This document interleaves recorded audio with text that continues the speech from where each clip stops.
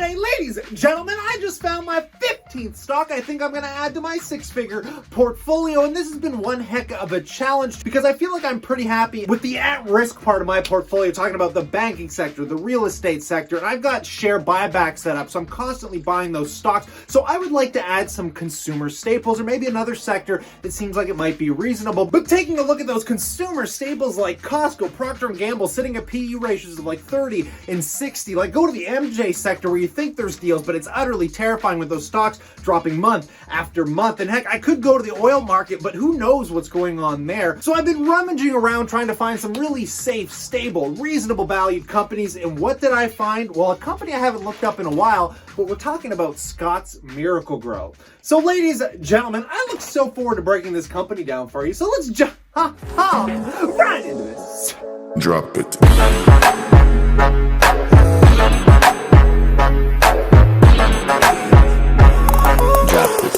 Welcome back, my passive income investors. Oh, I can dump in right into this, talking about that Scott's Miracle-Gro, currently trading at a $6.84 billion market cap. And if we're comparing this to other consumer staples, it is definitely on the lower end. But what is severely on the lower end is that PE. Considering the stock is at all-time highs, the PE is only 14, which is half as much, or even sometimes way less than half as much compared to those other staples out there, which I find pretty impressive overall. But the dividend yield, not so much of a turn on it, 1.88%, but we're going to deep dive into that and see the increases they've had. But if you were to look at something like a 10-year history on this company going back to 2010, it's done 250% rate of return, which is crazy because that's more than 20% a year before the dividend. And I'm kind of confused as well because back in the '08 financial crisis, this thing dropped roughly 50%, I think, from its all-time highs. And currently in the economic pandemic we're facing, the stock hasn't dropped that much at all as it pushes again into all-time highs. So I'm going to be keeping my eye on those first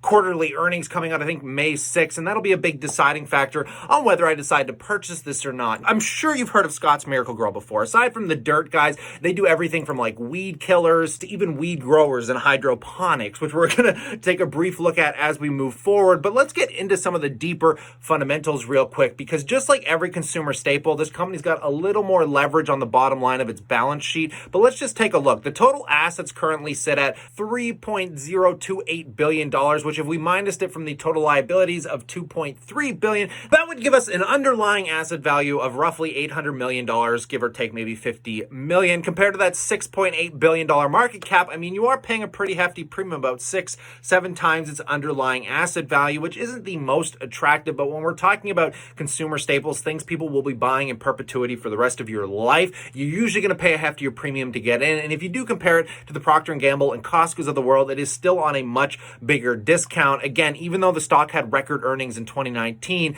the years prior looked like it was pretty stagnant, but that had to do with some regulatory issues I'm going to get into in a second. But moving forward, let's just take a look at the dividend real quick, because it's pretty easy to gauge out a company's history on its dividend payouts. And going back again all the way to 2010 or 2011, the company was paying out a 30-cent quarterly dividend. Skipping to today, it's sitting at about 58 cents. So it's almost doubled. So your dividend yield could have gone from 2% to 4%, and you could have had a 200% return on the equity over the last decade, making this a really attractive, safe investment if you look at it from that aspect. And when we're trying to look at a buy price, because the dividend sits at 1.8% right now, it's not that attractive considering historically, if we take a look at the yield, it's always been over 2%, and on the higher side, it's been at 3% depending on where the stock price recently sat. So I'm going to be waiting and hoping the stock comes down. As bad as it is, I'm still hoping on those first quarterly earnings to see them get a hit on some of those agriculture and flower growers out there, so the stock price pulls back to something within reason. But again, even with the PE where it currently sits, I honestly don't think I would mind buying it. I just want to get that dividend yield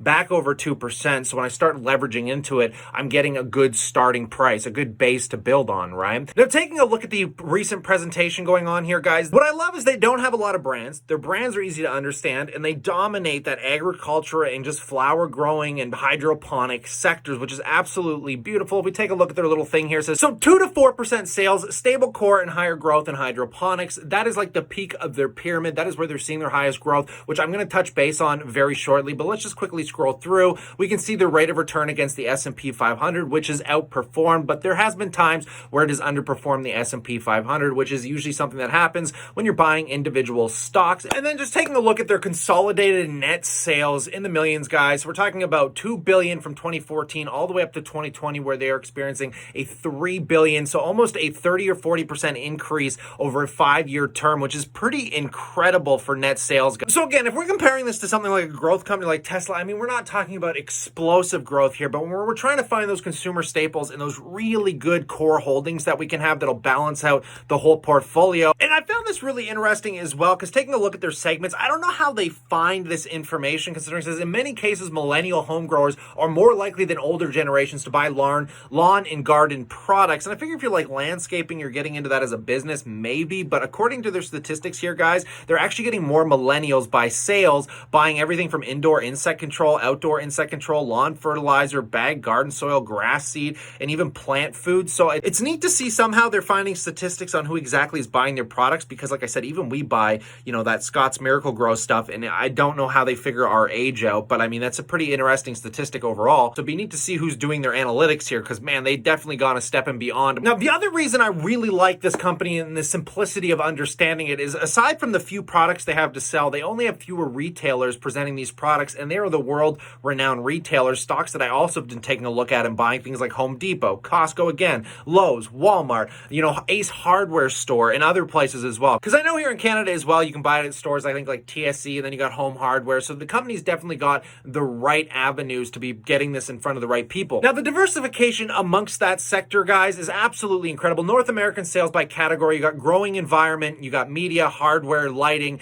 nutrients, and then control. It's fairly well diversified with the products that they have, again, being the dominating products within those categories. But sales back on track for rapid growth after it was interrupted by significant regulatory and market challenges in 2018. And I love the way they highlight this, but they don't link or mention any of the finer details that caused this. So what caused that big hiccup in 2018 where they should have saw a much larger growth year? Well, again, guys, it was in hydroponics business slowed after bottleneck in California's recreational MJ industry, CEO says. A regulatory bottleneck in implementing myriad local rules for California's new recreational MJ industry, compounded by wildfires and mudslides, slow in sales for Scott's Miracle-Gro hydroponic division to start its fiscal 2018. But CEO James says that not only should the problem be temporary, it could be beneficial. The Hawthorne gardening subsidiary still was responsible for about 7% sales increase to $221 million in the quarter end of December 31st. Every year, the first quarter is the smallest by sales during gardening and winter hibernation. So I'm sure you remember all the hype going on with the MJ stuff. This article goes all the way back to 2018. Well, 2019 was a sales explosion. Then everything did a full 180 as the hydroponic store exploded in 2019, where they saw a wicked amount of growth. I think the sales were something like $400 or $500 million, guys, which is absolutely incredible, as this is probably primarily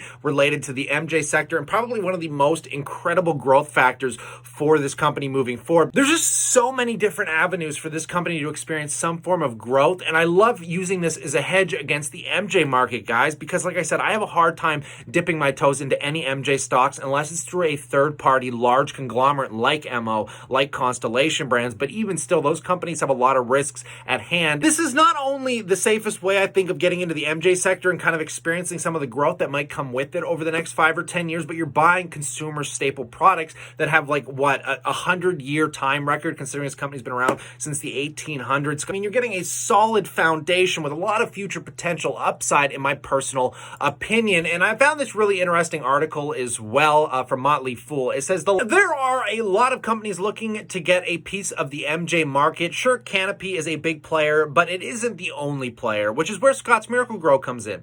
This company has long served the slow and steady lawn care market, helping people grow and maintain pretty yards and flowers. A few years ago, management decided it wanted a piece of the MJ market too. However, instead of growing the plant, it stuck to its knitting and bought its way into the hydroponic supply space. The facilities in which MJ is grown generally use hydroponic systems. At this point, Scott's is one of the biggest players in the hydroponic niche with sales of $176 million in the hydroponics focus Hawthorne division in its most recent quarter. That's an annual run rate of around 700 million. This is a big business, and it is growing, with managers estimating that organic sales were up nearly 20% year over year through the first 9 months of fiscal 2019. Recent acquisitions have pushed overall sales at Hawthorne up even more. Now, a winner either way. What's exciting is that it doesn't matter who's winning the MJ market share war. Scotts can provide them all with tools and supplies they need. As pot companies come and go, it will still benefit from increasing end market demand, which brings up an interesting statistic. And this really reminds me of the gold rush era, when everybody and their grandmother wanted to mine gold and sift it out of the rivers. And who made all the money? Because a lot of people went up to mine that gold.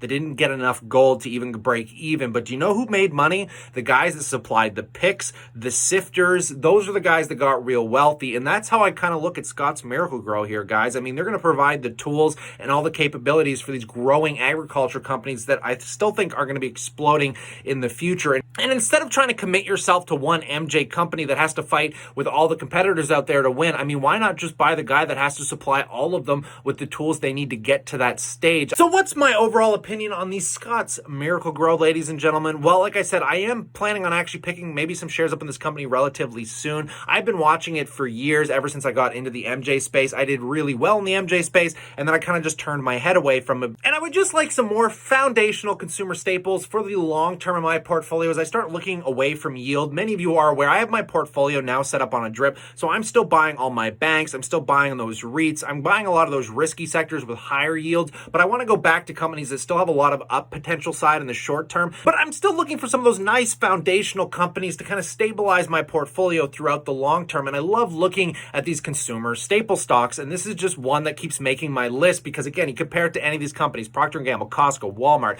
even Constellation Brands. I mean, the list is endless. This company just comes out on top over most of them. So I'm finding it extremely attractive. Yes, I would like to see it dip a lot farther before I start buying it, but I don't know what else to add to my buy list that doesn't continue to diversify me away from the sectors I'm already exposed at, and also, you know, has a decent valuation behind it. And if you guys have any companies you could recommend, let me know in that comment section below, and I'd love to check it out. But keep in mind, remember, I'm looking for companies that have good up growth potential still in the near term, sit at reasonable valuations. And I know I'm asking of the world here, but I mean, Scotts Miracle-Gro isn't exactly the best company out there, but it is definitely a strong company and a strong brand at that. But I'd love to know what you think in that comment section below. Slap a like, stay cool, stay awesome, and I'll catch you guys tomorrow.